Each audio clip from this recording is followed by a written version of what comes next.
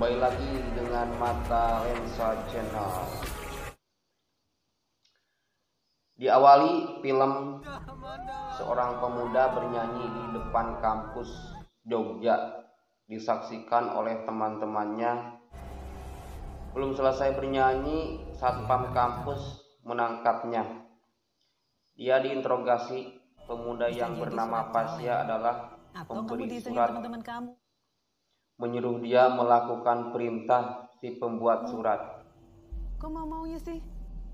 Dan kalau dia gak menuruti, dia akan mati.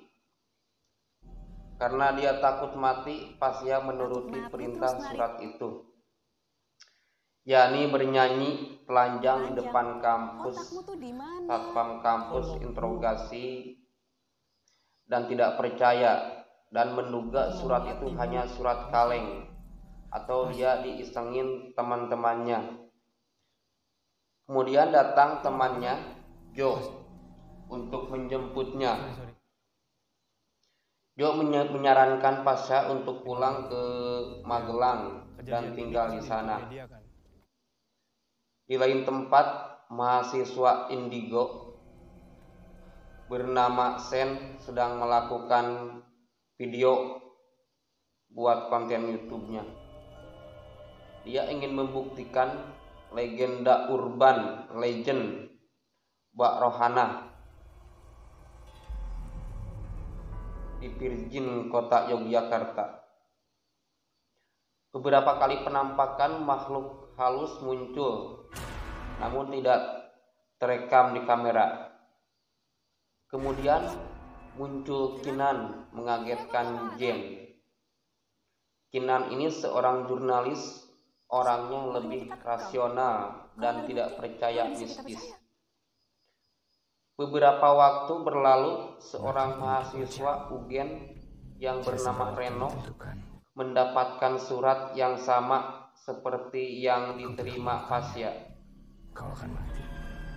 Surat itu berisi untuk merampok minimarket di Jalan Kaliurang.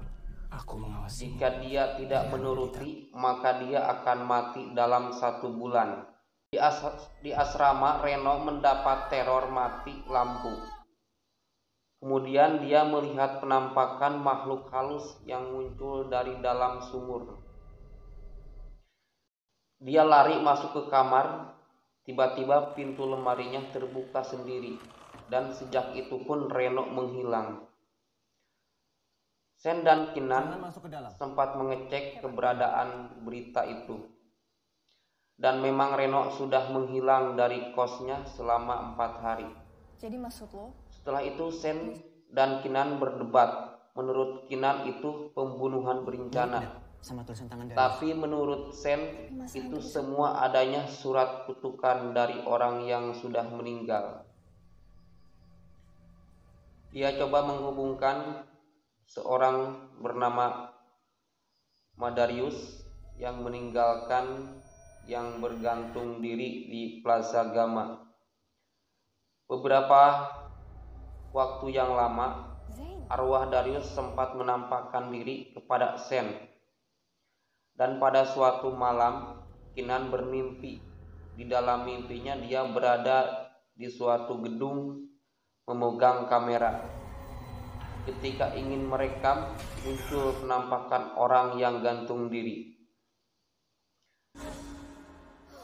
Ketika dia terbangun, mendapat informasi kalau jenazah Reno sudah ditemukan. Di esok harinya, dia mengecek ke sana dan benar jenazah ditemukan di sebuah sungai. Dari hasil visum dinyatakan penyebab kematian adalah bunuh diri. Teman Tasya bernama Jo akhirnya menerima surat itu, mendapat perintah untuk memukuli dosen di kampus. Jo kemudian melaporkan surat itu pada Kinan dan Jen. Kinan punya ide untuk menangkap pelaku pembuat surat itu. Mereka menyeting adegan pemukulan terhadap dosen, namun Pak dosennya sudah dikasih tahu sebelumnya. dengan harapan ketika terjadi pemukulan Kinan bisa menangkap siapa dalang semua itu. Namun mereka gagal. Sen dan Kinan akhirnya minta bantuan dari orang pintar atau paranormal yang bernama Pak Wibowo. Jadi Pak Wibowo ini guru spiritualnya dari Sen dan mengajaknya ke Plaza Gama untuk mencari petunjuk tentang keberadaan arwah atau alam lain. Pak Wibowo akhirnya membakar kemenyan dan menunggu gedung Plaza Gama. Beberapa hari setelahnya suruh merencanakan pulang ke Jakarta. Tapi di tengah jalan ditelepon oleh Pasya. Pasya mengatakan memang benar surat itu ada hubungannya dengan Darius. Kamu tahu kenapa aku? Karena semua yang menerima surat itu malamnya memimpikan Darius, kecuali Joe yang tidak. Kinan mendapat teror dari arwah Darius. Dia merasa mual ketika dia mencoba muntah mengeluarkan tali dari mulutnya. Dan kemudian dia seolah berada pada peristiwa masa lalu, di mana di situ ada Joe Pasya sedang menguburkan seseorang, dan Darius tampak di situ sedang gantung diri sambil mengatakan hentikan ini. Kinan mendapat kabar dari temannya sesama jurnalis kalau Joe meninggal dalam perjalanan ke Jakarta. Motifnya adalah kecelakaan tunggal.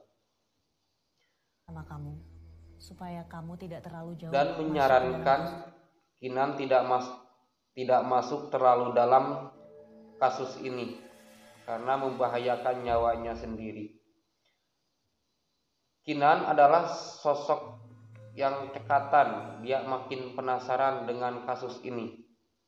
Kemudian dia menghubungi Renata atau pacar Darius untuk mencari informasi tentang Darius. Dari Renata dia mendapatkan info kalau Darius ternyata memiliki saudara kembar bernama Damian. Di lain tempat, Jen sedang melakukan video untuk konten YouTube-nya.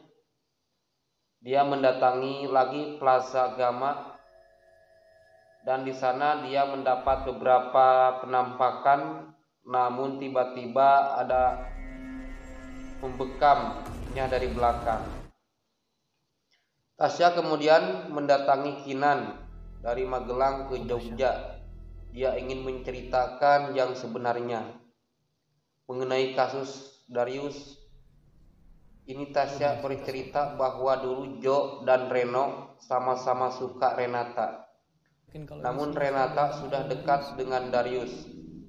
Mereka mengajak Darius untuk menginap di sebuah villa dan di sana Joe dan Reno menganiaya Darius hingga meninggal. Lalu mereka membawa mayat Darius ke Plaza Gama dan merekayasa seolah-olah Darius sudah bunuh diri. Tiba-tiba Kinan mendapatkan telepon mengatakan kalau dia harus menuruti perintahnya atau dia dan Sena akan mati. Perintahnya adalah untuk membunuh Pasya sebelum jam 12 malam. Kinan akhirnya menyusul Sen ke Plaza Gama. Di sana Sen sudah terikat dan badannya sudah terbungkus plastik. Tiba-tiba muncul Damian, kembarannya Darius, dan dari sini bisa kita simpulkan bahwa pembunuhan mahasiswa selama ini adalah Damian atau kembarannya Darius. Damian kemudian memukul Kinan hingga pingsan, kemudian menusuk perut Sen dengan pisau. Arwah Darius tiba-tiba masuk ke tubuh Damian dan mengendalikan situasi.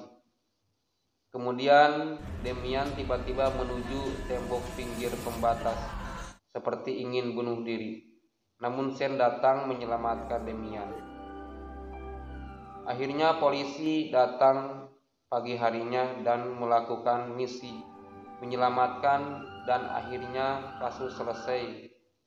Demikian alur cerita hari ini, sampai jumpa di lain waktu. Kayaknya gue harus cari materi lain deh untuk LTF.